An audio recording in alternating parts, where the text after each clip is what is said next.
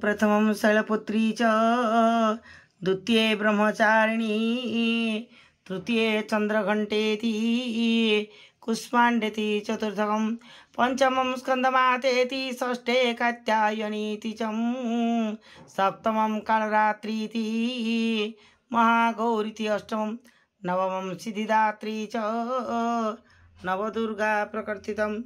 ओम आज माता दुर्गांकर नवरात्रि पूजा रे अष्टम दिन रे पूजा अर्चना श्री महागौरींकर पूजा अर्चना। शीत वृक्षे समारूढ़ा श्वेतांबरधरा शुचि महागौरी शुभम दद्यान महादेव प्रमोदता। माता दुर्गांकर अष्टम शक्तिर नाम महागौरी। तांकर वर्ण संपूर्ण गौर। मांकर गौर वर्ण वर्णनारे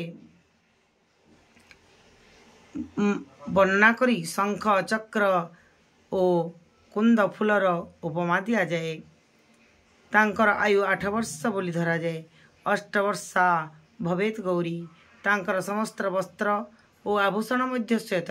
माँ दुर्गा पूजा माँ चतुर्भुजा ओ वृषभ वाहिनी। तांकर डाहाण पट उपर हाथ रे अभय मुद्रा ओ तल हाथ रे त्रिशूल एवं बाँ पट उपर हाथ रे डंबरू ओ तल हाथ रे पर मुद्रा सहित। तांकर मुद्रा अत्यंत शांत। पार्वती रूप से भगवान शिव को पति रूपे पाइबा को कठोर तपस्या करथिले। से प्रतिज्ञा करथिले ब्रिये अहम वरदम शंभु नान्यम देवम महेश्वरात्। नारद पंचरात्र गोस्वामी तुलसीदास भाषा रे भी भगवान शिव को वर्ण करने पाई से कठोर संकल्प करथिले। जन्म कोटि लगी रगर हमारी बरऊ सबुन त रहूँ कुआरी। से कठोर तपस्या हेतु तांकर शरीर कला काठ पड़ जाइथिला। तांकर तपस्या रे प्रसन्न और संतुष्ट होई भगवान शिव जेतेबेले तांकर शरीर को पवित्र गंगा जल धोई माजी देले सेतेबेले था विद्युत प्रभाव रे अत्यंत कांतिमान गौर होईगला। सेही दिनु तांकर नाम होईगला महागौरी। दुर्गा पूजार अष्टम दिन महागौरी को उपासना करिबार विधान रही। मांकर शक्ति अमोघ और सद्य फलदायिनी। तांकर उपासना कले भक्तंकर सकल कलमश धोई धाई हो जाए। पूर्व संचित पाप भी खंडन हो जाए एवं भविष्यत रे केबे कौनसी पाप संताप बा दुख दैन तांक पाखरे पशि पारे नहीं। से सर्वत्व भाव रे पवित्र अक्षय पुण्यर अधिकारी हो जाती। माता महागौरी ध्यान स्मरण पूजन आराधना भक्त मानक निमंते सर्वविधि कल्याणकारी अटे।